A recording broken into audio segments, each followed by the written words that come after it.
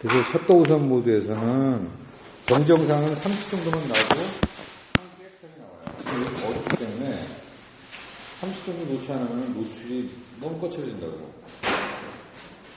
이렇게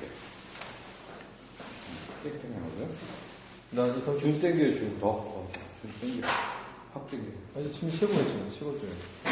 줄 지금 최고예요? 네, 최고예요. 55mm인데? 아니 18mm 났잖아. 55mm 아니지. 그래 지금 다시 눌러요? 다시 눌러요? 네, 다시 눌러요. 이게 맞춰봐요. 포커싱 맞춰봐. 어둡잖아 지금. 네. 어둡죠? 어둡네. 그럼 이 ISO가 좀 낮다는 거예요. 아니 사육과 ISO를 또 올려야 돼. ISO를 올려야 돼. 그렇지. 밝아지죠. 그죠? 네.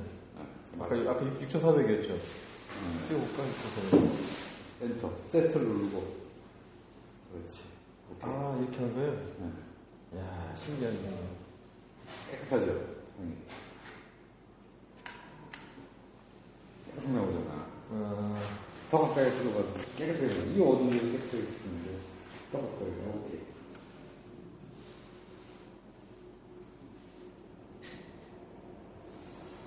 오케이. 와. 사진 좀. 이렇게 하는 거예요? 네. 와. 아까 30 뭐라고 그랬죠? 노출. 노출. 똑같은 노출.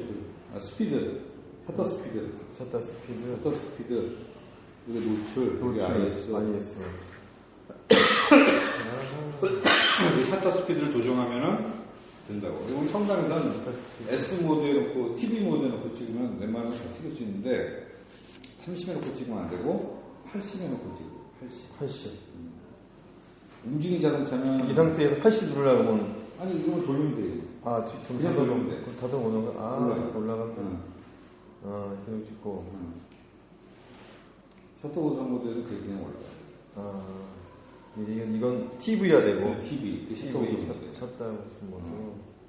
자, 한번 더 어려운 데로 좀 찍어봅시다. 자, 어둡잖아요, 여기.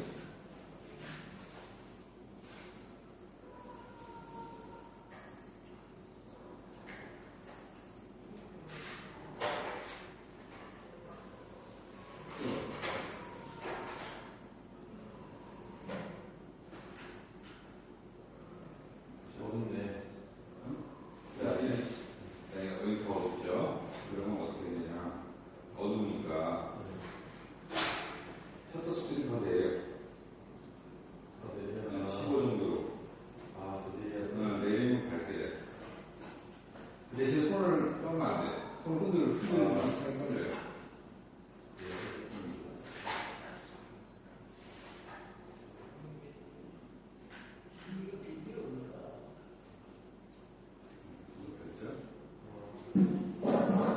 이거 갖다가 잡아요. 이제 다시 한번 위로 올릴게.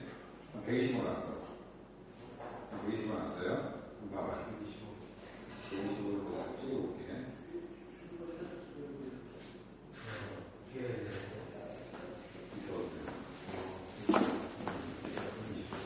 그러니까 밝게 찍으려면 그 셔터 속도를 내리면 돼. 대신 손을 잘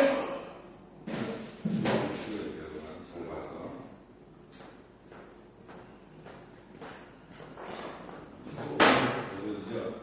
이게 속도를 여기 같은 경우는 30 정도 찍으면 잠깐 30이나 20 정도 이거거든요. 이게 조금 밝은 경우는 30, 여기는 25. 자, 더 없는 데로 찍어봅시다.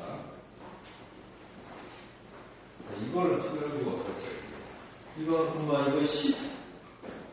이거 어때요? 10이나 5. 자, 이제 돌아가고 객관적으로 보면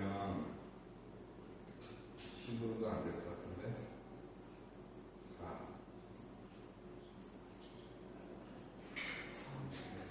4.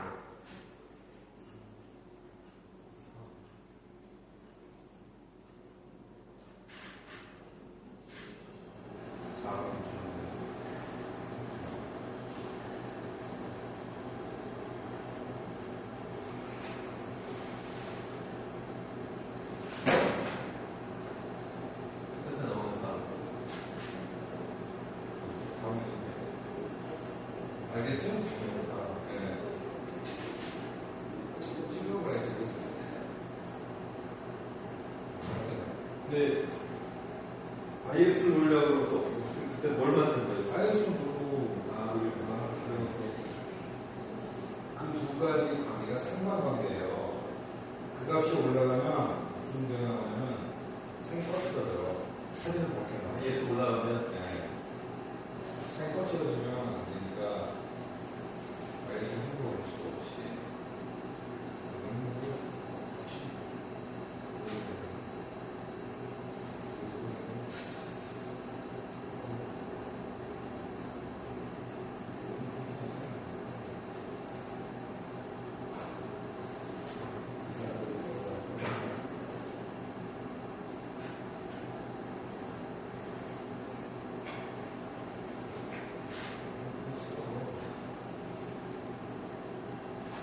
도저히 안 됐어요. 여기는 아까 4하면 찍어야 늘거나 표시 쓰거나 둘 중에 하나. 4 나오고 4하면 0.1주죠. 0.5 내려가요? 0.25 미치지. 그렇게 해야지.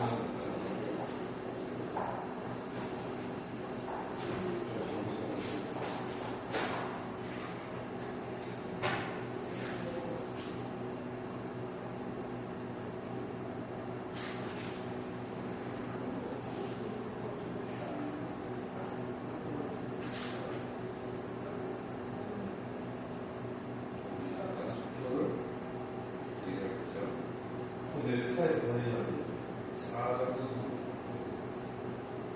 10점 동안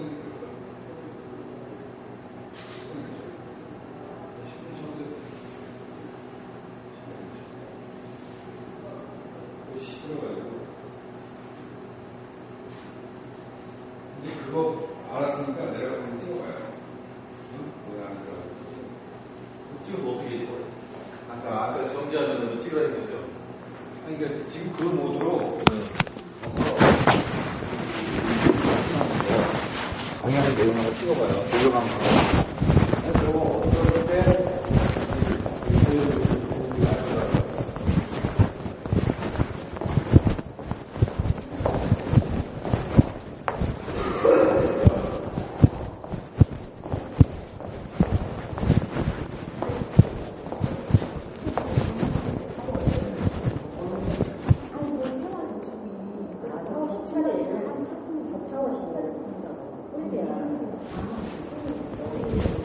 한번 자세 취해봐.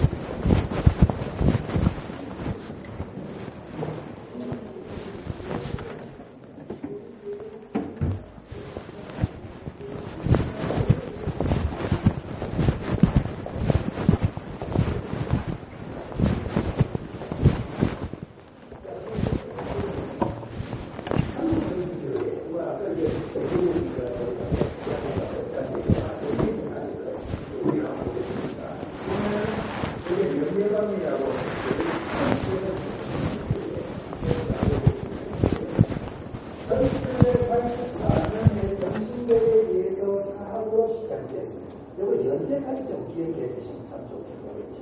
1784년에 병신도에 의해서 처음 시작됐습니다.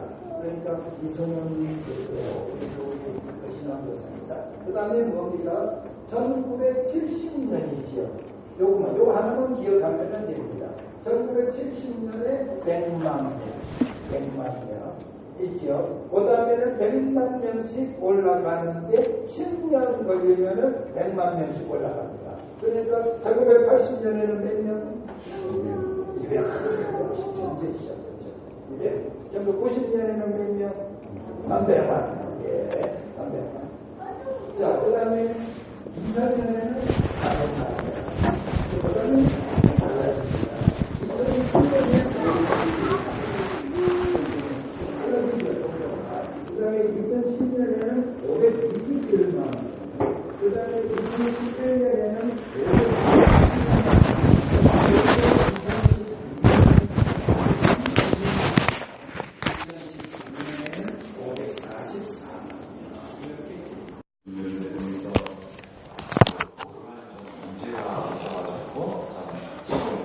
크리스마스 이후에 아마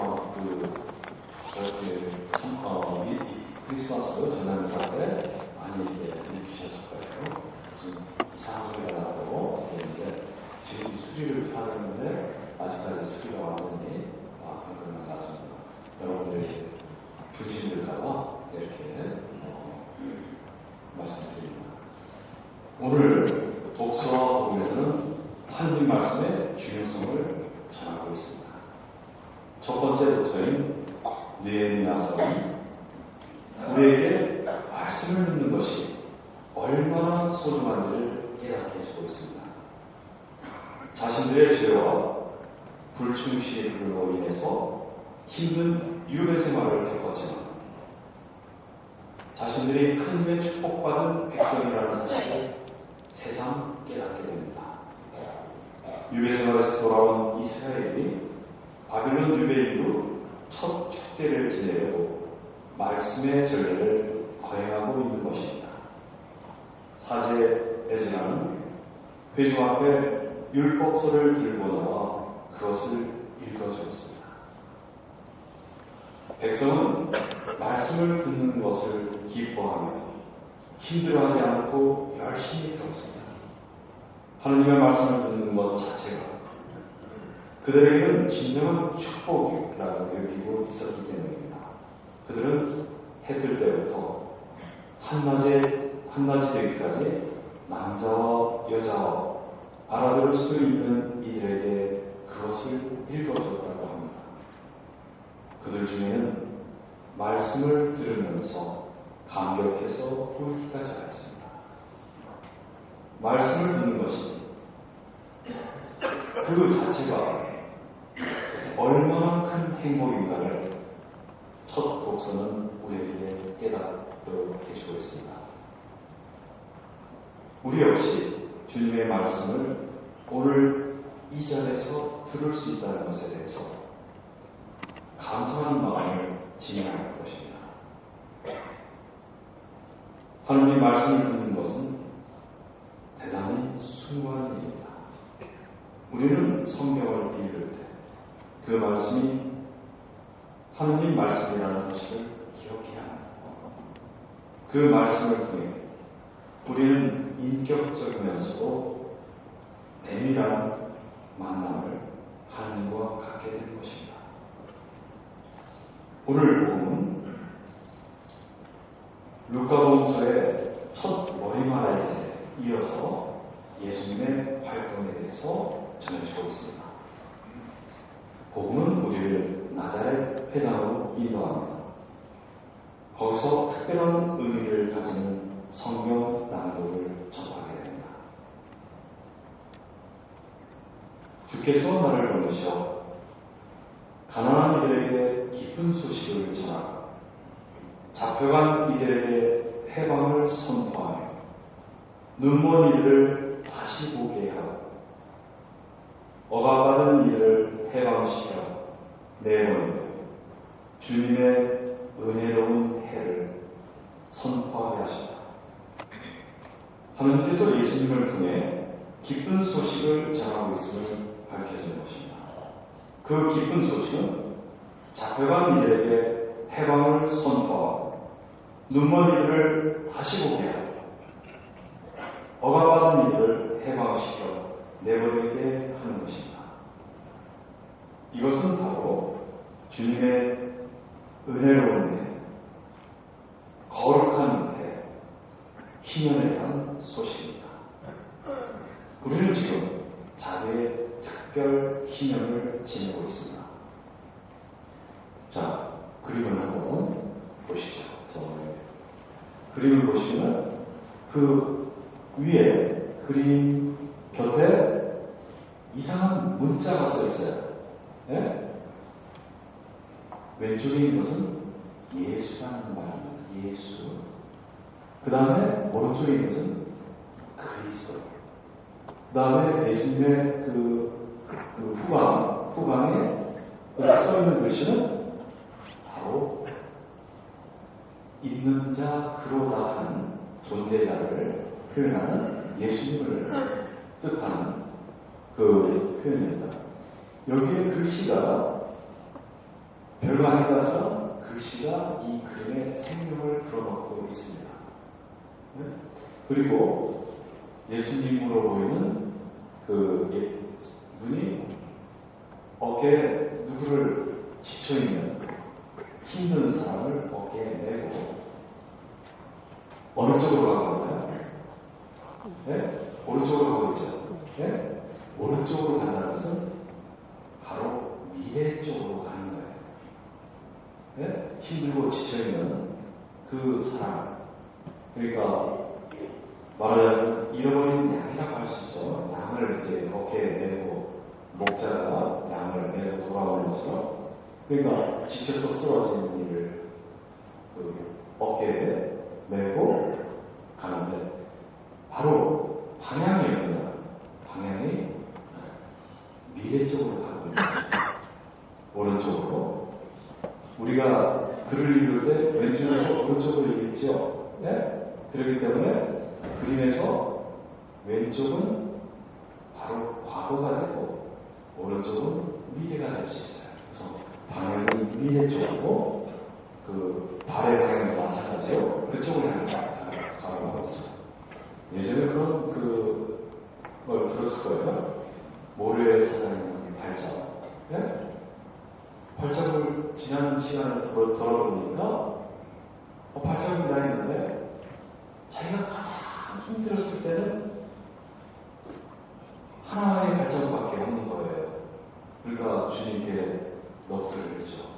아니 주님, 왜 저를 가장 힘든 시기에 혼자 갖겠습니까? 그래서 주님께서 네가 지쳤을 때 내가 메고 가라. 그래서 평소에는 두 발자국이 있다가 거기는 한 사람의 발자국만 이렇게 나있는 그 시절이 가장 힘든 시기라고 생각했는데 그런 이제 그 글을 여러 번 봤을 거예요.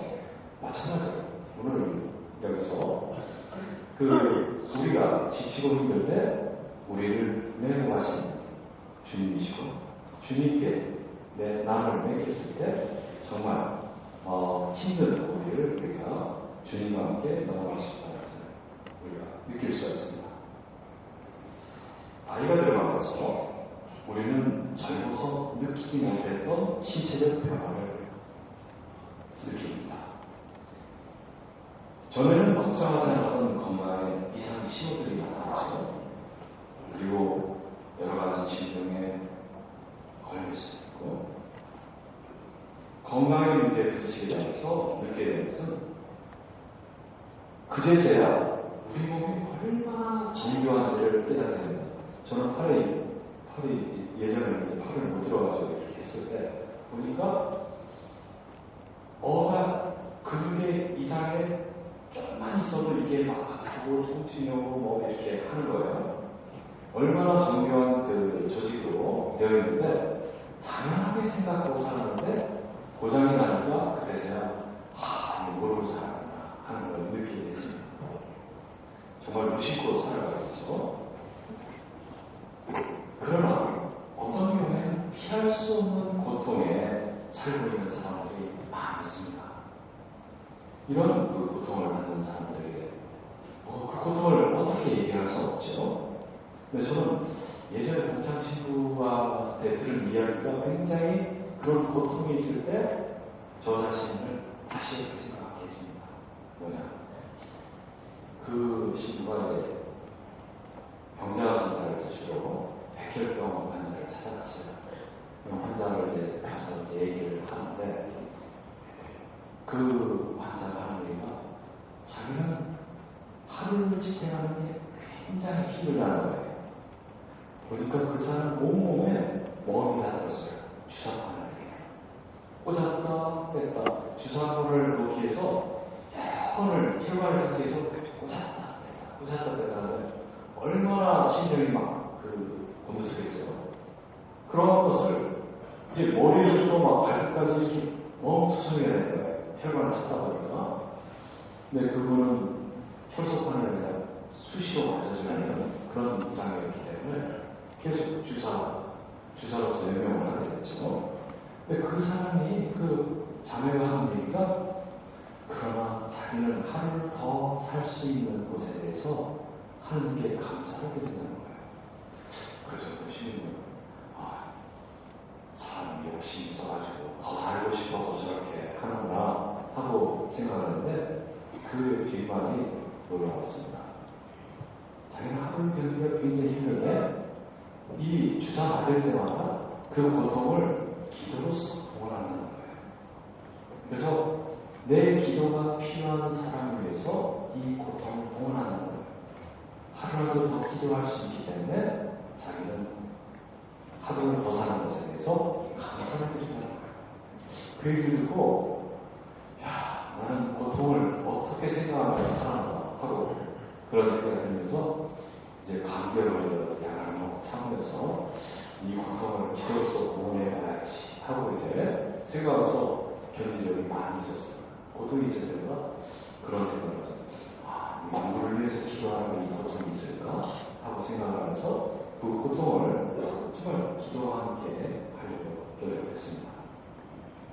하지만 이렇게 기도로서 내가 그 고통을 견디려면 참 신기한 일이 벌어집니다. 신기한 일은 고통이 없어지는 건 아니에요. 그러나 그 고통을 견뎌내 그 나의 마음의 자세가 달라져요. 그리고 짜증을 내기보다는 그 고통을 견뎌서 이겨내려고 하는 그런 그 자신의 마음 자세가 달라집니다. 그리고 신비하게도 그 고통을 극복할 수 있는 힘도 주어지는 것 같습니다.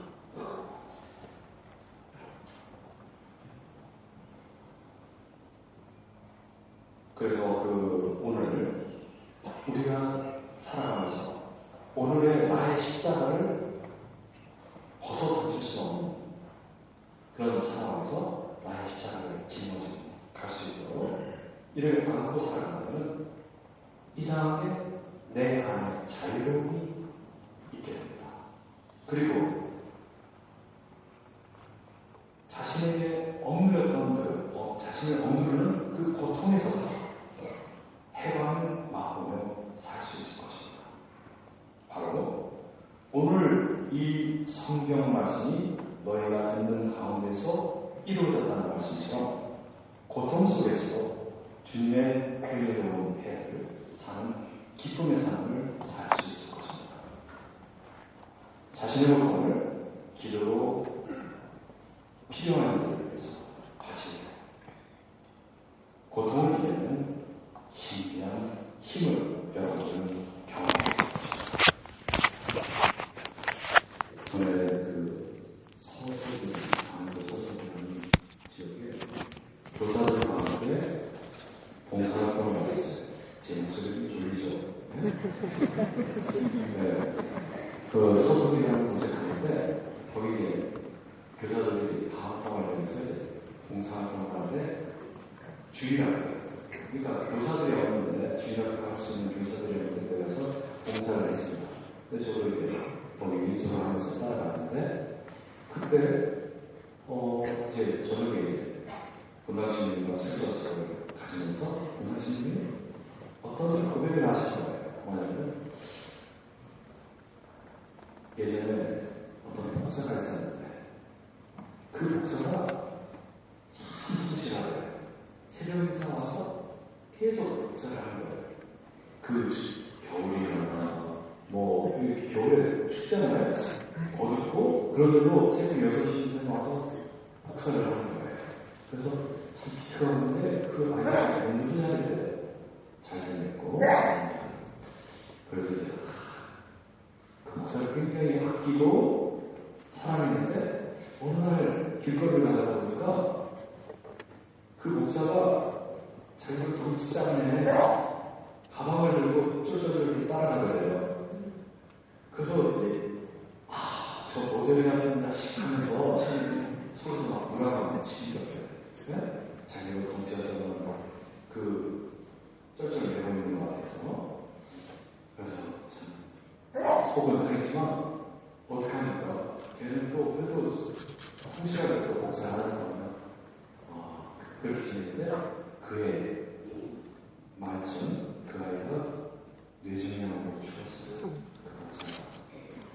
그 목사가 죽어서 장례사를 치렀습니다. 장례를 치르고 이제 부모님을 위로하면서 이제 그 집을 방문했는데 어머니가 애가 쓴 일기장을 시민님께 보여주셔요. 시민님 일기장을 읽어가면서 정말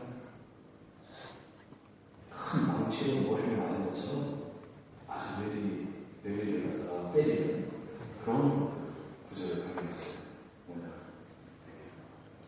자기를 괴롭히는 친구들을 정말 때려주십시오. 그러나 때릴 수 없다. 내가 그러면 그 아이 안에 있는 예수님이 아파할까봐 그럴 수 없다. 그 아이는 형제 안에서 예수님을 바라는 거예요. 과연 이런 그 생각을 어떻게 그 어린아이가 그런 생각을 가질 수 있을까 하면서 시민이 깜짝 놀랐다는 거예요. 그래서 자기도 반성합니다.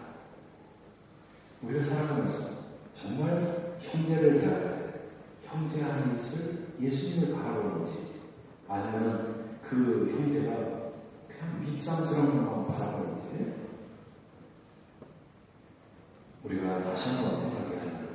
우리 공동체 모두는 다 주님의 지체로서 주님과 한 몸을 이루는 지체로서 살아가고 있습니다. 오늘 두 번째 주에서 우리가 주님과 한 몸을 이루는 지체라는 것을 알고 있습니다. 그래서 그 한 지체가 고통이 되면 몸 전체가 아파하지 않겠습니까? 우리 공동체가 어느 한 분이 불편하면 이 모두가 다 알게 되죠. 이런 걸 생각하면서 우리가 서로 존중하면서 서로 위로하면서 부족하지만 함께 같이 걸어갈 수 있는 그런 공동체를 필요합니다. 저는 가끔 목사의 이야기를 가끔 생각합니다. 어떻게 이렇게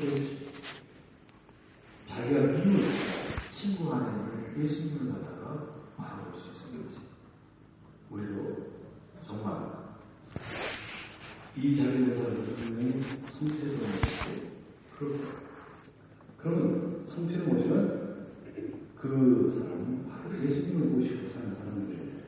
그리고 예수님의 사역에서 우리가 살아가고 있는데 정말 우리가 형제를 바라볼 때, 형제 자녀들을 바라볼 때 정말 그 안에 있는 예수님을 생각할 수 있어야 하겠습니다. 우리 함께 살아갑니다.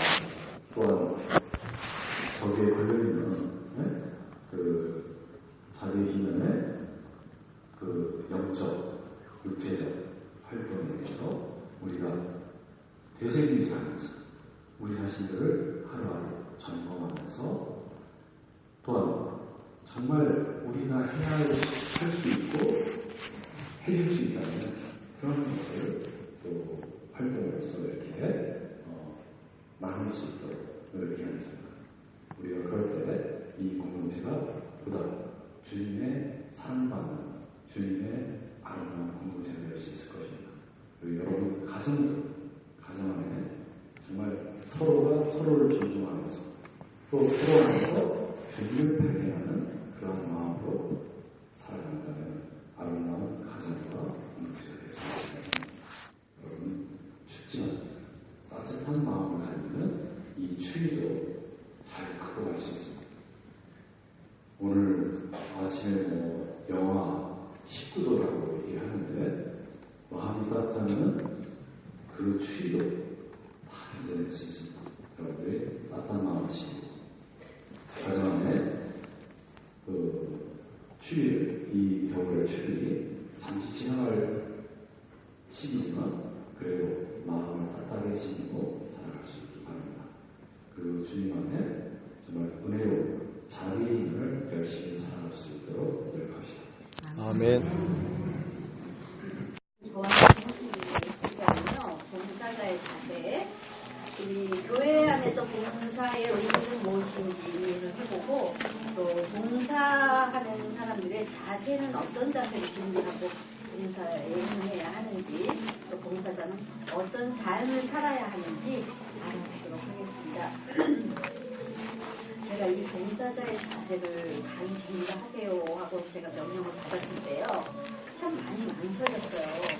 왜냐면 제가 봉사자의 자세를 여러분들 앞에서 말할 자격이 있나. 자격이 있습니다. 그런데 또 우리 그리스도인의 봉사자는 순명해야 되잖아요. 성모님처럼 순명, 예수님 성모님의 순명만을 떠올리면서 용기를 내서 준비를 했습니다.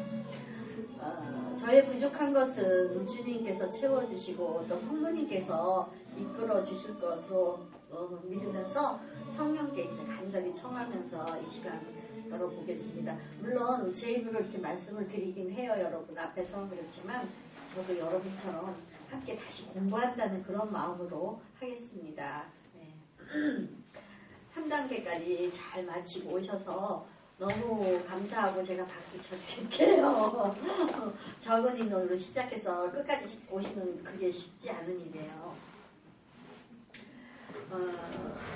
지금까지 또 이렇게 평탄하게 오신 분들도 계시지만은 한 단계 한 단계 넘어갈 때마다 부비 사연이 많습니다. 그렇죠? 유혹도 있고 뭐 직장 다니는 분들은 직장에서 또 걸림돌이 생기기도 하고 가정 문제도 있고 또 교회 안에서 봉사하다 보면 또 시간이 안 맞아서 참 힘든 그런 고비들을 다 넘기고 이렇게까지 오셔서 감사합니다. 이렇게 복음학교에 열심히 오는 게 그렇게 또 쉬운 일이 아니에요. 그렇죠? 그런데 예수님 더 알고 싶고 또 새로운 말씀도 더 깊이 있는 그런 말씀 듣고자 그런 갈증과 열정으로 이렇게 오셨는데 지나간 한 시간을 이렇게 보면요 참 보석 같은 시간도 있었어요. 그렇죠? 그리고 또 행복한 시간들도 많았습니다.